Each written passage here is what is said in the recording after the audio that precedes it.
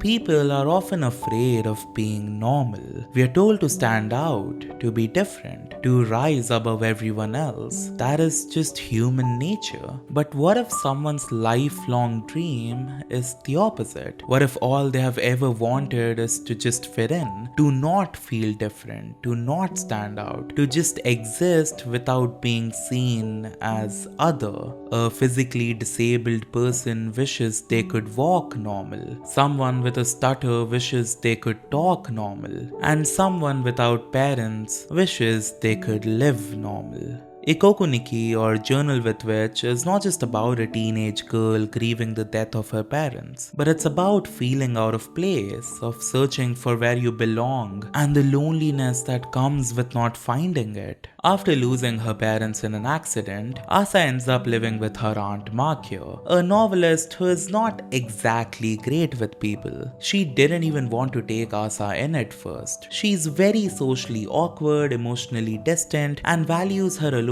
time more than anything. But she can't bring herself to leave a girl with some relatives who don't really care about her, so she decides to take her in. But can they actually live together? Makyo, after grinding her life away, is finally living the life she chose. Asa, on the other hand, has lost everything at a time when nothing in life is clear. Will they be able to understand each other, accept each other? Now, with this kind of a melancholic setup, you'd expect the show to be really sad and depressing, something like Takopi's Original Sin that leaves you crying at the end of every episode. But this show, apart from a few scenes, never leans into one extreme emotion. It maintains a high level of realism, choosing a more mature way to portray these characters and their struggles. Instead of pushing one overwhelming feeling, it keeps everything subtle and mixed, drawing you into emotions that feel messy and conflicted but real. Like, I love the scene where they return to Asa's house to collect her things. At first, nothing feels different. Everything is in its right place. It is all eerily normal. But that is why it's so unsettling. The absence is not obvious. It's hidden in the inconspicuous details.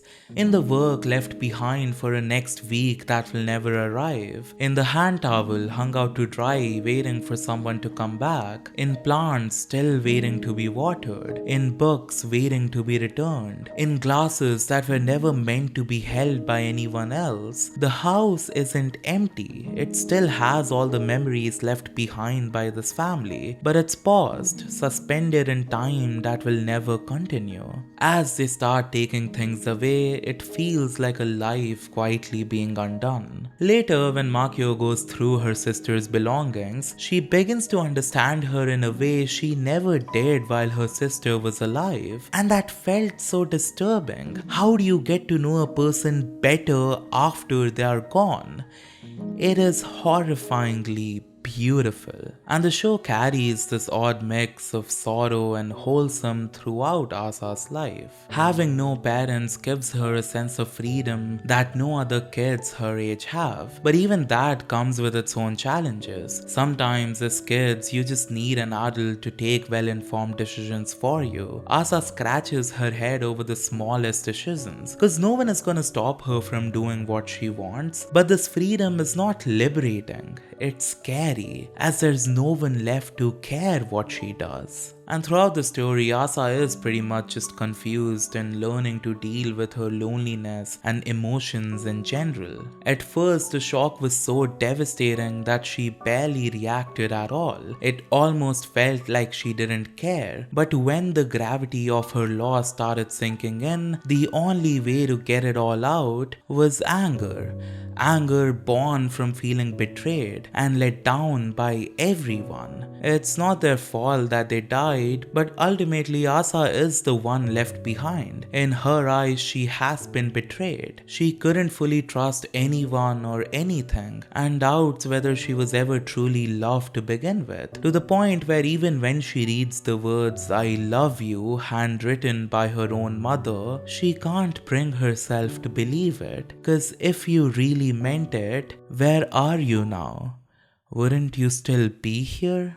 But by far the emotional crux of the series is the end of episode 8. All Asa wanted was for someone to answer why she feels so painfully lonely, for someone to understand her so deeply that her pain feels real to someone else. And Makio can't give her that. She has never experienced that kind of grief, and she is too blatantly honest to hide behind comforting words she doesn't truly mean. That is where Asa reads a story written by Makio. It is about a fictional character, Luca, grieving the loss of his pet dragon, and how his loneliness feels like a beach, seeming to stretch for eternity with no end in sight. With every step he takes, his toes catch sand between them, and his ankles trench with each incoming wave. And every time the cold water touched his soles, he was reminded of his loss. What does he do from here? He wants to move on, but can't. He wants to avenge and kill, but who? He wants to talk, to whom? With every wave that came and went, Luca wondered, when will this beach ever end? The story never answers any of Asa's questions. It didn't even try to. But what it did is something Makio herself could never do. It sits with Asa. It makes her fully confront and understand her own loneliness, to see her pain reflected back at her so clearly that for the first time she can't hold it anymore. Asa bursts into tears, finally letting out everything that's been weighing her heart. It's an incredibly powerful scene. Even though she's clearly grieving, clearly hurting, there's something liberating about it. Like she's finally able to feel it. Like she's finally been understood. She found something that could reach her in a way people around her couldn't. And that's the power of art. It can understand us more deeply than even the person who created it. Growing up without parents made Asa feel like an outcast. She felt different, like she was out of place. Seeing her friends get picked up by their mom and dad, the way they talk about their parents, it all felt like she was the only weird one. Like she was not normal.